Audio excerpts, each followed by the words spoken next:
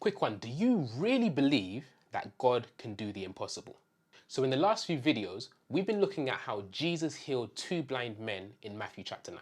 If you missed it, as always, make sure you go back for context and catch up so you've got a wider picture on everything we're talking about. The link will be in the description. So back to what happened with the blind men. So after hearing about Jesus and his miracles, and after following him and crying out for mercy, they follow him into a house and approach him.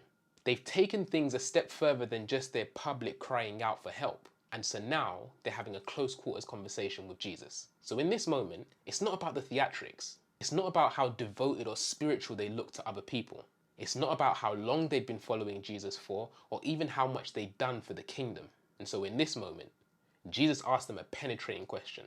He asked, "Do you believe I'm able to do this?" So when it comes to our own disadvantages, vulnerabilities, and weaknesses, could God be asking you the same question? Do you really believe that he's able to give you the change that you need in that area?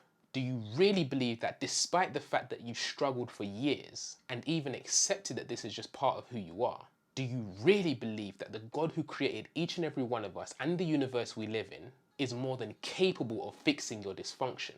Do you really believe that he doesn't think that that issue is too small or insignificant to him? And instead, he's willing and wanting for you to approach him to get the change you need. You see, when Jesus asked the two blind men the question, they responded with the following words: "Yes, Lord."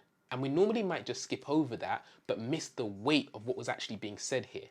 So here's some key points to help you get better context. When you study out the root meaning of the word that is translated into English here as Lord, one definition describes it as he to whom a person or thing belongs, about which he has the power of deciding. In other words, they weren't just being polite by calling Jesus Lord here. They were acknowledging that when it came to their lives, Jesus owned them fully and had the complete right, authority, and power to decide whether or not they would see.